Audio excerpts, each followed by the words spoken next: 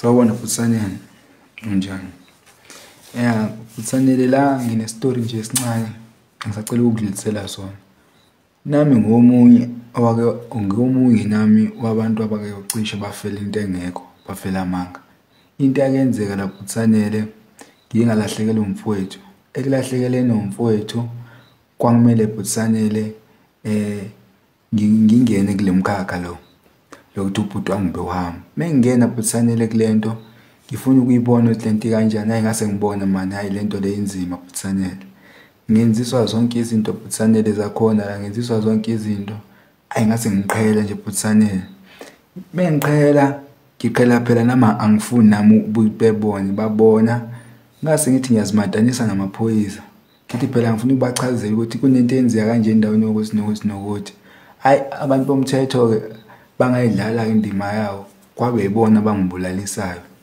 Ungibulaliseni kwabo na Phutsanele, lezi zinto lezi ade bezenza labafana isikhathi esiningi bebezenza bengitshela.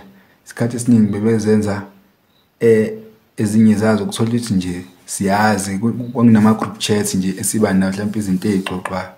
Meke ngathatha ama-links lapho, ama-voice notes ngawahambisa ngaba reports endaweni yokuthi kuzofika kwenzeka into ewukuthi amaphoyisa asihamba ngicebe. And into engabhekana nayo, ngabhekana nesihluku Phutsanele ukuthi ngangaxhumana nabantu bomthetho ngithi ibona bazokwazi ukuvikela i-country kanti ibona abadayisanayo. U-station commander waseNanda hayi indaba yakhe kusamele nithi ukuyifakela amehlo. Mase ngiye ku-station commander waseNtuzuma ne-station commander waka-KwaMashu. Hayi laba bantu Phutsanele angibazi ukuthi mina lezi ziqu lazo ekuthiwa banazo ezani, ngoba laba bantu yonke into eyenzakalayo kuze leli qembu likhulu libe lengaka from the scratch bayazi ukuthi kwakwenzakalani.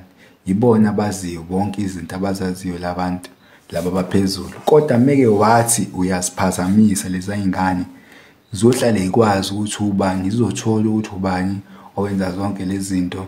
Phutsanele kulungile ukuthi ngiyayidela ukuthi nabanye abantu kumele bazi ukuthi ngike ngahlangana nesimo esikanje, ngike ngacishe ngafa, ngibulawe izona lezi ingane zingibulalela ukuthi seziyazi ukuthi mina kuthiwa ngiyazi impimpa, ngiyimpimpa.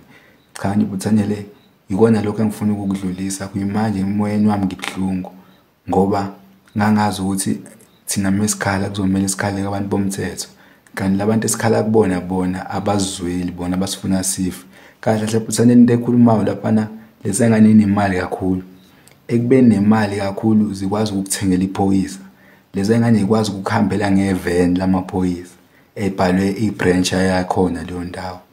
Zikwazi ukuswenkela ngeemfomu zamaphoyisa. Zikwazi lezi ngane ukungena ziboshwe nesibhamu siphume nesibhamu. Usiyami, ngiyacela Phutsanele niyenzama ukusukuma nithi ukuyibheka lezi ndawo. Ngiyacela noma nje labo station commander bethu kushintshwa kancane ukuthathwa noma basekudeni belethwe laphana, nibe nishanela nibe niqoqa kuze niyobona ukuthi lo msebenzi eniwenzayo yoba right. Ngiyabonga Phutsanele.